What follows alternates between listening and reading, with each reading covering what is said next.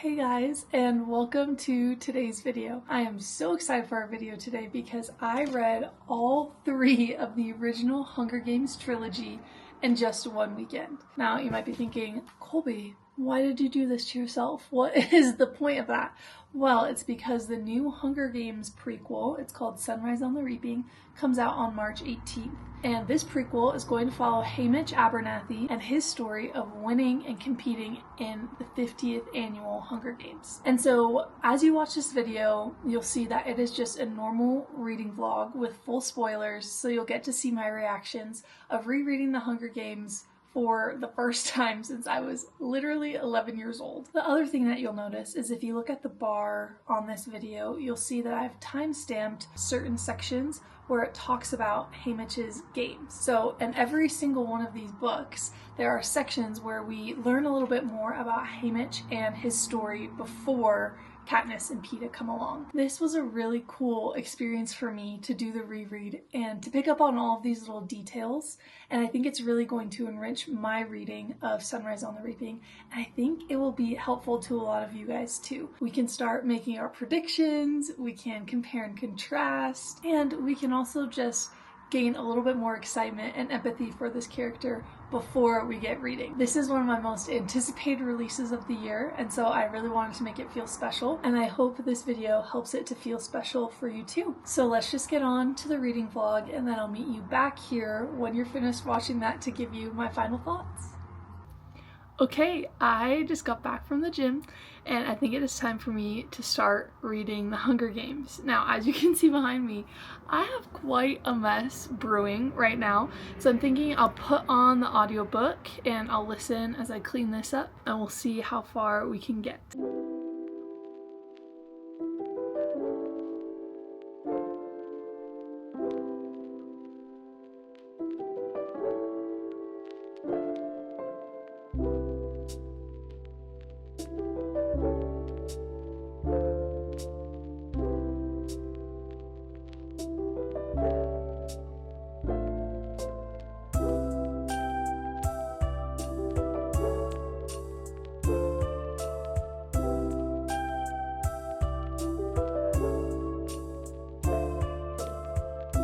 I just come do a little check-in because I just finished cleaning my room, and so I'm done with the audiobook for now. I also luckily just finished part 1 of the book, which is called The Tribute, so I'm 138 pages in, about a third in, so I thought I'd give you some thought updates. I think we all kind of know the plot. Where this part ends is right after the interviews when Peeta has that iconic line at the end where he says, "Because she came here with me," is where this part ends. So iconic. And I was a little nervous that I would be bored rereading these books because I have seen the movie so many times. I read the books a couple times, I think, but I have not been bored at all. Some of the things that are standing out to me are, first, and maybe like the biggest thing, is how different Katniss's personality is to how I remembered it. I feel like in the movies, Jennifer Lawrence obviously does an amazing, outstanding job, but she definitely plays it more stoic and kind of detached. And I feel like in the book, we see how emotional Katniss is and how, not volatile, but she really feels like someone you can relate to, like an emotionally driven teenage girl, which I really appreciate. Some of the things that are also standing out to me as I'm reading this are also like kind of the cunning aspects between Katniss and Peeta. I feel like I forgot that in this book we don't really know Peeta's motivations at this point. Since I've read all the books, I do know, but it's just so interesting because Katniss is constantly questioning him and his motives and why he's doing the things that he's doing. Suzanne Collins, the pieces that she is putting in the books to foreshadow what's gonna happen in Mockingjay is like actually really insane. One thing that I'm wondering, tell me what you think down below. I forgot that a difference between the book and the movie is that in this book, Katniss gets the pin from the mayor's daughter, Madge, and gives it to her right before she leaves. And I'm wondering, like, is that explored anywhere? Does she just give her the pin because, or does she have any ties? I'm interested to see if that is somewhere else in the book, because I'm like, does this have a deeper meaning or not? Obviously, this book is just so smart. I've been struck by Suzanne Collins' writing. The YA books I've been reading recently will feel either super exposition dump, like let me just give you everything about this world right now and it's just kind of grating, or they just throw you right into the world and you're just so confused for the first probably third of the book.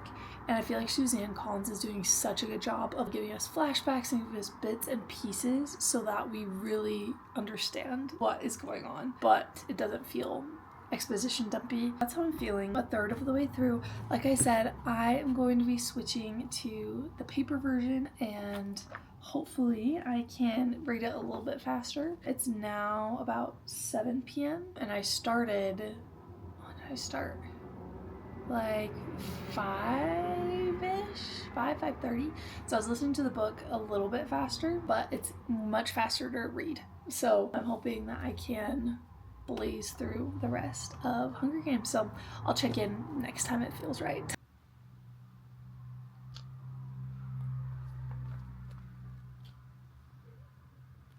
Okay, let's get it.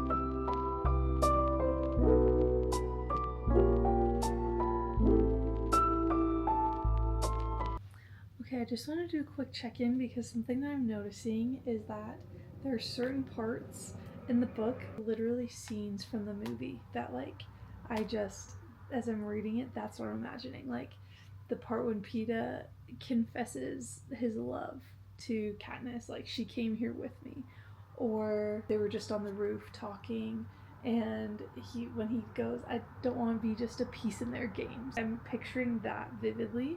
But then there's also parts that I'm reading and I'm reminded of these things. Like there's this part before she goes into the arena and it's talking about how they take all of the arenas from all the different years and they like preserve them and make them vacation destinations for capital citizens, like as tourists to go visit and rewatch the games and see the sites where all the deaths happen. But the social commentary is social commentarying, because it literally reminds me of when I went to the Colosseum and we watched Gladiator while we were in Rome. It's interesting to see like the things that are the same in the movies and then the things that feel really different.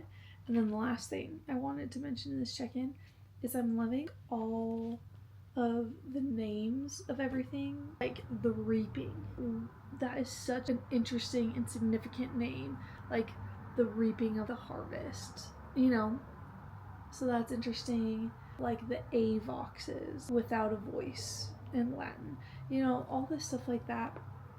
Even the tributes, everything in this book feels so intentional and it's really fun to read when you're a little bit older and when you can pick up on all those little things.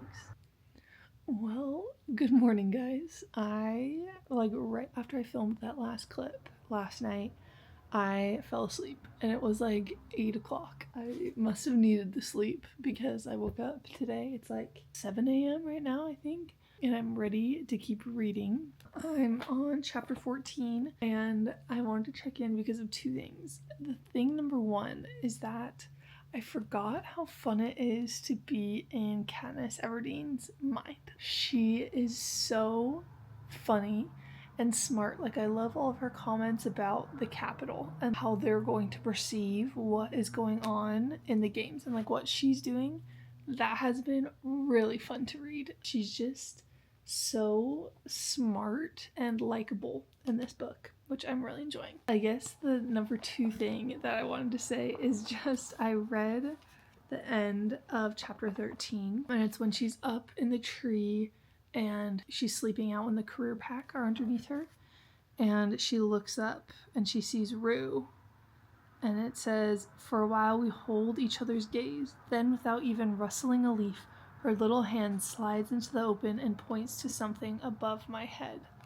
And I just literally remember when I first read this book when I was 11, I remember getting to this part, and I literally remember where I was. I was like laying in my bed, and I looked at the clock, and it was like 11 p.m. And I was like, I'm finishing this thing tonight. And that's how far it is.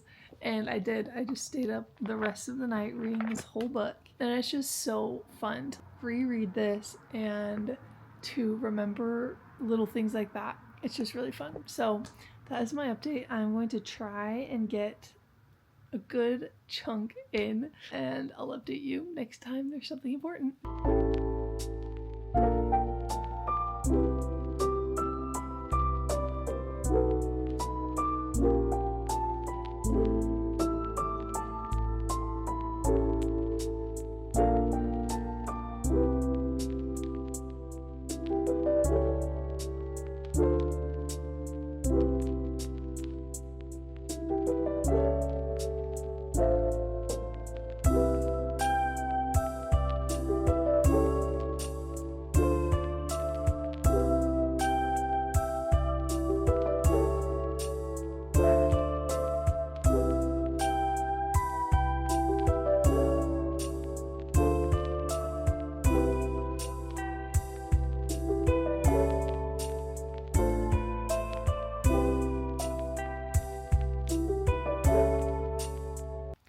Okay, I set a timer for 1 hour, see how far I could get.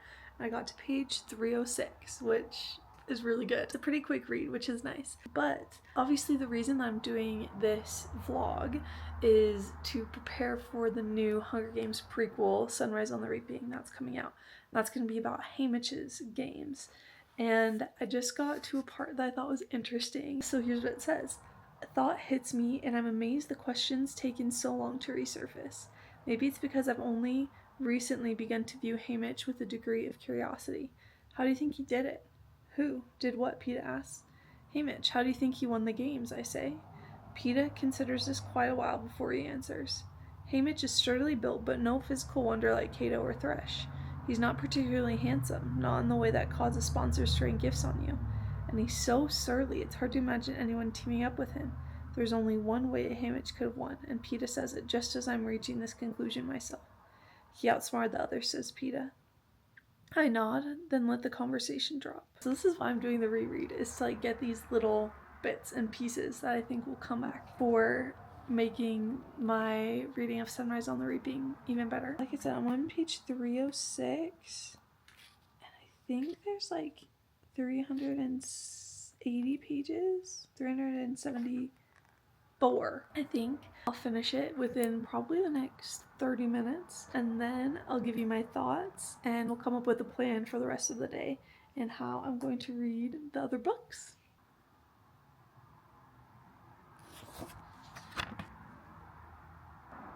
Okay, I just finished book 1, The Hunger Games, and I thought I'd give you my concluding thoughts. First of all, this is a 5 out of 5. I was kind of anticipating how this was gonna go. I was like, this one will be, you know, a 4.5 or 4, and I'm gonna come up with some things, and I might be bored as I read it, you know, that kind of thing. Did not happen at all. Even though I've read this a couple of times before and I know the plot, I was so gripped and so just taken aback by how amazing the writing is in this book. Especially once you get to that end and they're out of the Hunger Games and you're seeing Katniss and Peeta kind of navigate the start of their rebellion. It is just so interesting to like see how Katniss is handling everything, to really get into her head, the confusion that she's feeling. She doesn't know how she feels about Peeta. You can tell that she loves him, like based on her actions, but she hasn't caught up with that yet. And it also is just so different than what she's felt for anyone else, and it's also wrapped up in this trauma. And also understanding like how Katniss already has these seeds of being the leader of a rebellion. I think maybe it is in the books and the movies, or maybe it's just because I've watched the movies more recently and that's where she's characterized like this. But it almost, like in my memory, she's almost kind of just thrown into being the Mockingjay. But as you read this, I was just like taken aback and just like, wow, like she is already having all of these really cool rebellious thoughts. You can already see her taking form as Mockingjay, is I guess what I'm trying to say.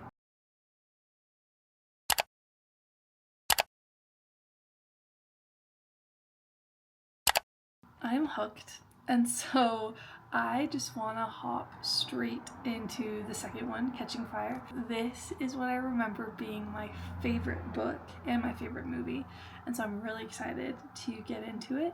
But I do have a lot of stuff to get done today. So I'm thinking I download the audiobook, I will start there, I'll go to the gym, run my errands, all that kind of stuff, get ready a little bit, and then see how far into Catching Fire that takes us. And I can report back how I'm liking it, how we're doing. I honestly think that we might finish the original trilogy today. I don't want to speak too quickly, but I thought I'd be more fatigued, and maybe it's because I'm switching between audiobook and here, and I think I might also download this one on my Kindle because that can help give me some variety too. But I am just so hooked that I think we might be able to finish the original trilogy today. But I don't want to get ahead of myself, so let's just see where today takes us.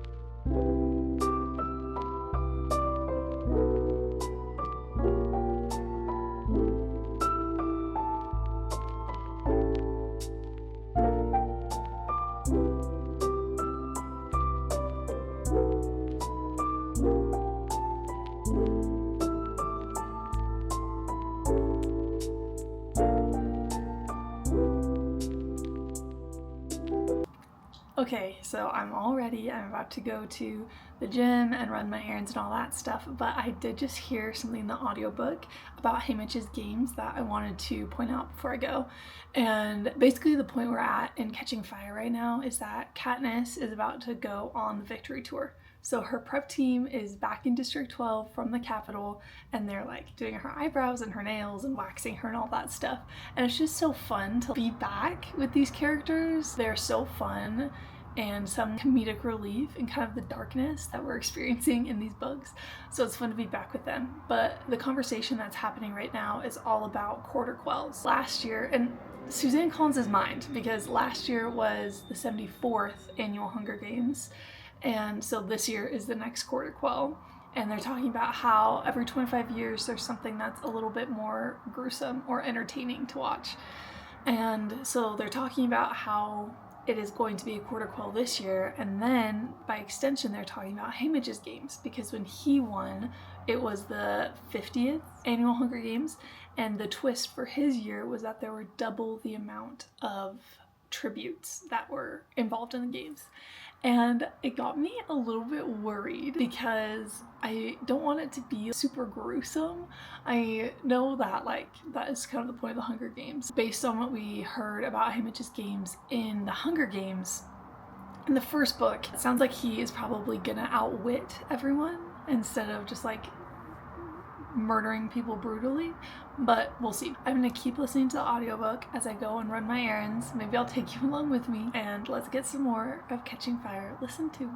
Okay, I just finished my workout and got my protein drink. I'm on chapter 8 now, so I thought I'd give an update before I go and run all my errands. I think the thing that is standing out to me the most right now is just how layered Katniss's character is. We just got through the part where she is going to Gale and to Peeta saying we need to run away because President Snow is not believing that we're in love and he's gonna kill all of us. And it's so interesting to see Katniss and her drive, and she has all these thoughts that go along so well with the revolution, but it's interesting that her family and like the people she loves are always number one. It's not the people who are dying in the districts, it's not that so much, it's like how just fiercely loyal she is. And you see Gale kind of pressing up against this and being like, no, we should start this revolution. And it's just interesting to see the interplay between these two characters. And also, this is just small, but in the Hunger Games, I was like,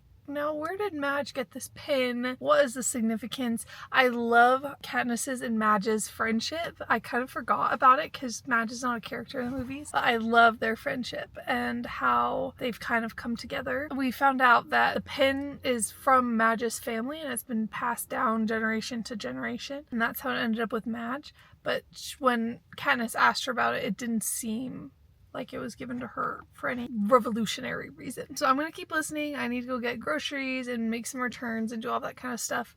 But I will keep listening. Guys, I can't believe I'm not sick of the Hunger Games yet. I'm just still so invested.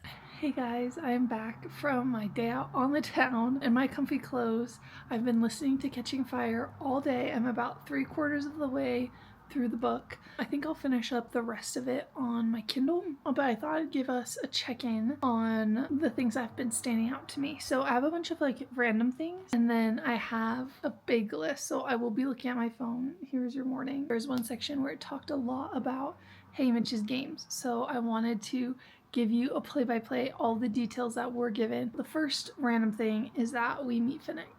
And I just like forgot how much I love him. And I know where he's going in the third book, which makes me love him even more.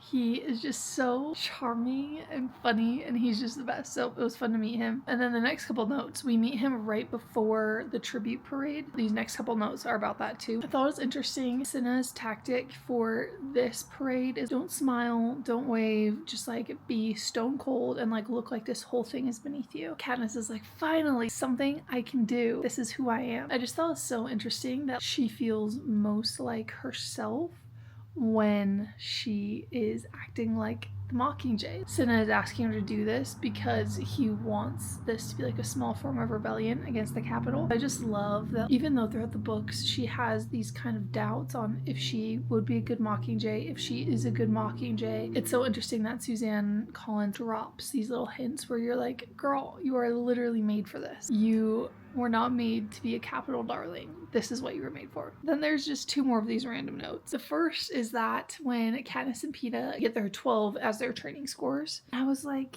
I wonder if it is because Plutarch is there and he wants to like show them off and help them get sponsors and help them survive. Because in the book, Katniss is like, well, it must just be because the game makers want to make sure that we are the biggest targets. But because Plutarch is in the revolution, I just have to wonder if that is part of the reason why. And then the last thing is that the last thing that has happened is Peeta did his interview where he tells everyone that Katniss is pregnant. And I just wrote, he is such a Mockingjay. They, as a pair, I don't think they can do it without each other because Katniss is like so important to the people and it's an important symbol. And then Peeta, so many of these big daring things just come so naturally to him, which I just think is really cool. Those are all of my random notes. I had to take a little break, but I'm back to give you more details about Haymitch's games. This all happens in chapter 14 of Catching Fire if you want to go and just like read it for yourself. And since it's called Sunrise on the Reaping, I feel like the morning of the reaping is going to be drama. So I'm going to start there with all the details that they give us. So there are two girls, obviously, that are tributes. The first is just like a seam girl. It says that that's just like part of the coal mining class. So she's one girl. And then the other one, who seems like she's probably going to be more significant, is Maisley Donner. And she's there with her two friends. And so when her name is called, they're like hugging her, all that kind of stuff. The first one is Katniss's mom is there hugging her. And then also Madge's mom is there. And this seems significant because Madge's mom has been characterized as like almost depressed, maybe, like she's immobilized in bed, and she also seems like she has some other health issues. We also figure out that the pin, the Mockingjay pin, the owner of that is Maisley Donner, who is Madge's aunt. So I know this is kind of confusing, but Madge's mom is there. Madge's sister is Maisley, and she's the owner of the pin. Maisley owns the pin. It seems like after she dies, she gives it to Madge's mom. Madge's mom gives it to her. And it also gives us the detail that Haymitch is from the seam as well. I don't know if I knew that before. And so that's everything that we know about the reaping. They get to the Capitol, and at the parade, they are the ones that we hear about in the Hunger Games book. These tributes are the ones that are dressed up as the coal miners. And then it goes to his interview with Caesar Flickerman. He has this kind of like arrogant banter with Caesar Flickerman. Caesar basically asks him, how do you feel about there being 100% more tributes? And Haymitch says back, I figure my odds will be roughly the same because they will still be 100% stupid. So he's just kind of snarky. And then we get more information about the game itself. So it says that when they are like lifted up out of the like tunnels in the ground and they get to see the arena for the first time, it is like a breathtakingly beautiful arena. Like it's really dreamlike, very idyllic. And Haymitch ends up going into the cornucopia to get supplies because like half of the people there are just so distracted by how pretty the arena is. But the catch is that the arena is so pretty, but everything is deadly, and only the rainwater and the food from the cornucopia are safe to consume. It talks about how they're like these scary squirrels that are like furry and like eat people. And there's also like these deadly butterflies that are there. Haymitch, it seems like he goes into the forest and he just walks and he walks and walks in the same direction the whole time. All of this is Katniss and Peeta watching this Hunger Games. We read that Maisley is pretty resourceful and that she has like a small backpack of supplies from the cornucopia, and that she puts one of the things in her bag. She gets like a dart gun, and so she dips the darts into these like poisonous substances and then like shoots these darts at people and can kill them because of it. Then it says 4 days in that the mountain erupts like a volcano and kills 12 people, which is insane. And this is including all but 5 of the career pack. And so then there's only 13 left. And so they're all driven into the woods because of this volcano. Haymitch is trying to go in the same direction that he has the whole games. He's been like trying to head in this one direction, but he comes across this maze of hedges and he can't go through it, and so he has to loop around. At this point, 3 careers attack him and he kills 2 of them, and then the third disarms him, and then he like sees someone fall over and die from a dart and realize that Maisley is behind him, and so they become allies. Basically, it just says that everything is better when they're together. They keep on heading in this one direction, and she's like, why do we want to keep going in this direction? And his answer is, the arena has to end somewhere, and maybe once we get to that somewhere, we're gonna find something that we can use. And so he ends up like using a blowtorch to get through that maze that I was telling you about. And finally he gets to the edge of the arena, and it's just like flat, dry earth that leads to a cliff, and then below there are these jagged rocks. Maisley is like, that's all that there is. And then she just like decides to leave. They're like, eventually we're gonna have to attack each other. Like, why don't we just finish this now? Sorry for the sun. I can like block it out. There we go. Then after that, like she doesn't even shake his hand. She just like walks away without saying anything. After she leaves, Haymitch kicks a pebble off the edge of the cliff and it like boomerangs back. He like smiles to himself, and then he hears the screams from Maisley like right after this, and he runs after her even though the alliance is over. So I'm wondering like if they were in love. I'm not sure. And it says that he like runs and sees that there's these pink birds that skewer her through the neck and kill her, and he like holds her hands while he dies, and this reminds Katniss of her experience with Rue. Then later that day, a tribute is killed in combat, and then another one gets eaten by the pack of fluffy squirrels. And then it's just Haymitch and the girl from District 1, and they're fighting it out. And guys, this sounds like a brutal fight. They're literally fighting it out to the death. Haymitch becomes disarmed, and so he stumbles through the forest, and it says he's literally holding his intestines in, and he goes to the cliff. She throws the axe, and he just like ducks, and it goes over the cliff. He's looking at her, and she's looking at him, and they're like, what are we gonna do next? And then obviously the axe comes back because of this force field and hits her in the head. Basically, they say that this year of the Hunger Games isn't shown in reruns because it is because it is like so kind of rebellious against the Capitol to like use this arena against them. Katniss watches this and feels seen by Haymitch. So I know that was a lot, but I hope it was helpful because I took very detailed notes so I could give you the good deets so we can start making our assumptions. I'm gonna start reading on my Kindle, and then I will check in with you probably just when I finish or if something else exciting happens.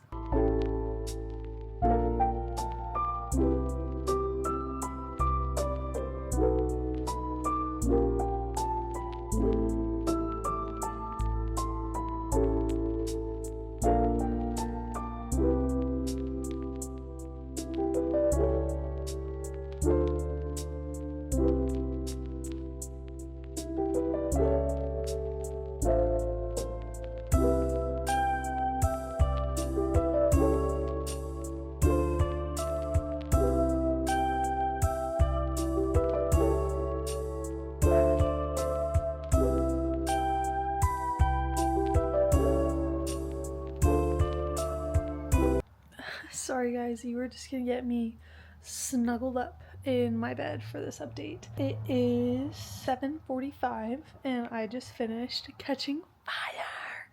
Oh my gosh. Guys, I think this one is better than Hunger Games.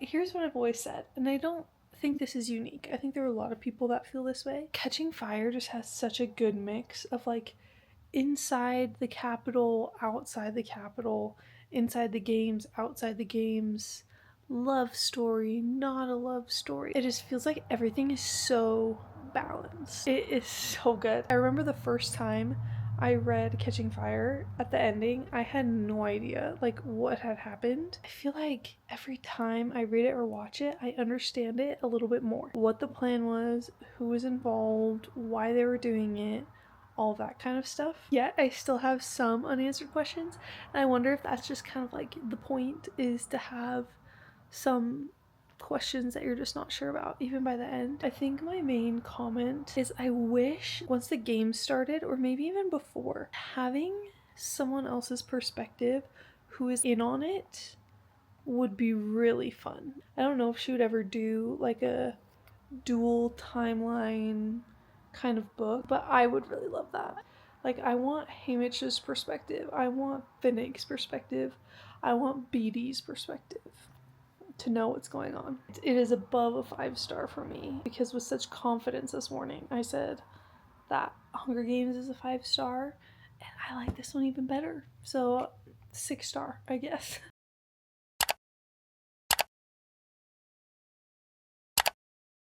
Now I figure we just keep going into the last one, which is Mockingjay. I'm gonna move back to paper copy just to give some more variety.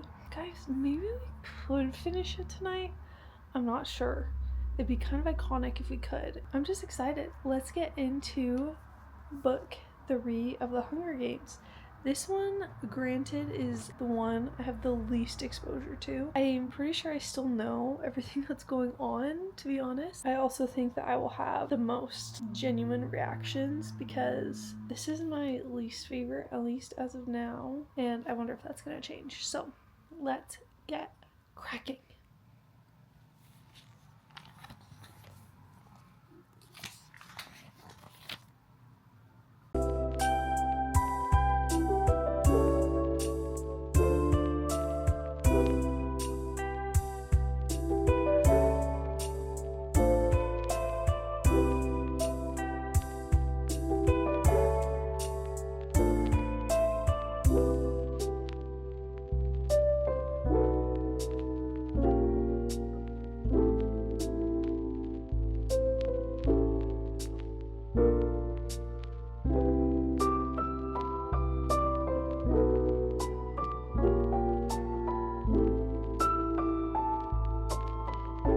feel like that meme right now when it's like the woman did not in fact finish Mockingjay that night because I did not even come close to finishing last night.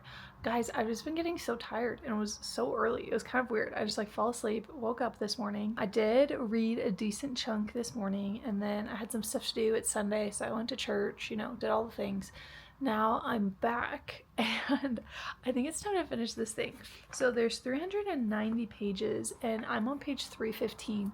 So at the rate that I have been reading, I should have this done maybe in 45 minutes-ish. So I'm gonna set you guys up. I think I'm just gonna give you all my thoughts on Mockingjay after I finish. So let's finish this trilogy in one weekend.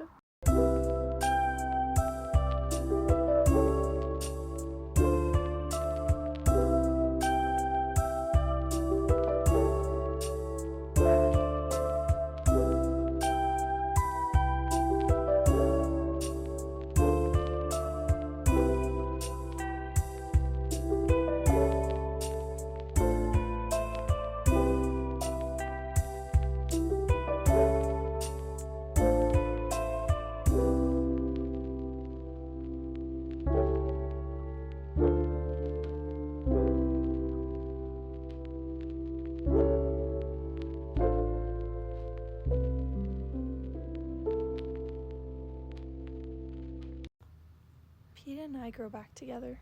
There are still moments when he clutches the back of a chair and hangs on until the flashbacks are over.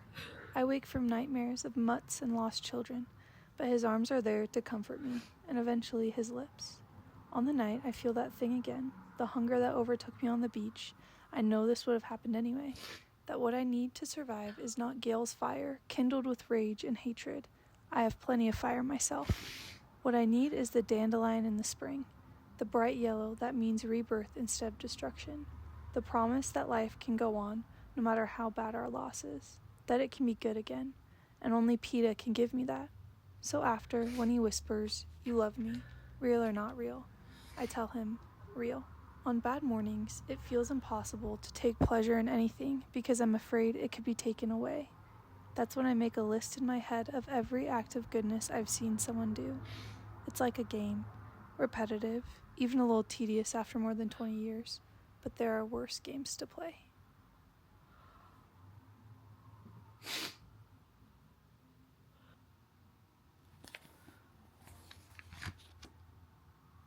I have taken a few minutes to compose myself after that last clip that you saw. Man, oh man, is this book so good. I think that I've only read this, the third one. I might have only read it like once when I read it when I was like 11, 12, and maybe I've read it one more time since then. And I've seen the movies, like the 2 movies, a couple times since then. But I don't think I realized because the movies are just like, from what I remember, just kind of mediocre.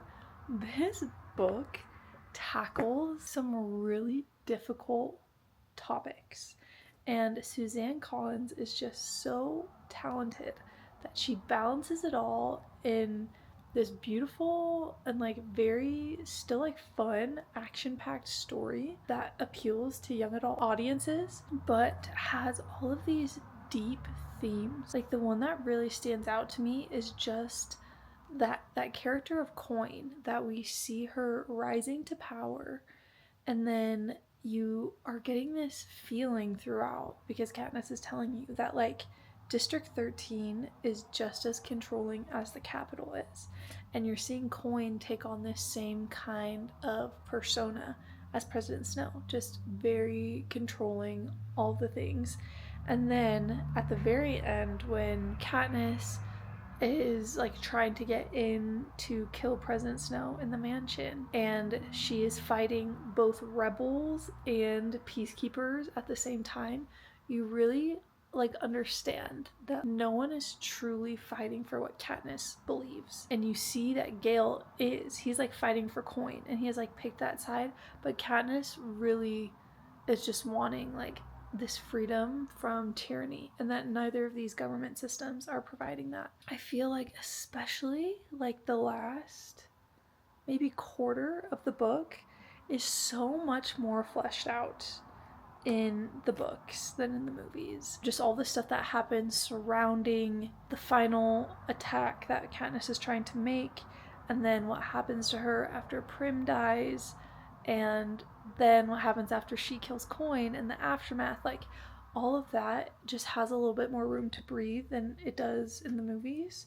And guys, just like 6 stars. You can also really see Gale's descent in this book. You see him consciously making choices that it's not saying that he's like a bad person necessarily, but he's consistently making these bad decisions that ultimately are like numbing him to this violence, and culminates in the end of the book when, not even with Prim's death, but like when he decides to go back to District 2 and like take on a high level job. So I thought that was really interesting. Let me pull up my notes to make sure I didn't miss anything. I guess the only other thing that really stood out to me, well, I guess 2 things. The first is the training for the Capitol before the rebels go to the Capitol to start their attacks. Katniss really wants to be able to go, and so she and Joanna decide that they are going to train together. And that was just really fun to watch. I don't know why I needed to mention that, but I felt like I did. And then the last thing, and it's just another detail about Haymitch's games, or I guess after his games, that I thought I'd include. This is after Finnick goes on air and starts airing out President Snow's secrets and talking about how President Snow sold his body and all that stuff. So it says, "I'm left with Haymitch, wondering if Finnick's fate would have one day been mine. Why not? Snow could have gotten a really good price for the girl on fire." "Is that what happened to you?" I asked Haymitch. "No. My mother and younger brother, my girl, they were all dead 2 weeks before I was crowned victor. Because of that stunt I pulled with a force field," he answers. "Snow had no one to use against me." "I'm surprised he didn't just kill you," I say. "Oh no, I was the example, the person to hold up to the young Finnicks and Joannas and Cashmere's, of what could happen to a victor that caused problems," says Haymitch. "But he knew he had no leverage against me. Until Peeta and I came along," I say softly. I don't even get a shrug in return. So I just thought that was interesting, and I include it here. I'm still not feeling like perfectly ready to be done with this world, and I feel like I need to collect my thoughts. I'm gonna spend some time doing that, so I'll see you in a little bit to finish up this video, give you my concluding thoughts.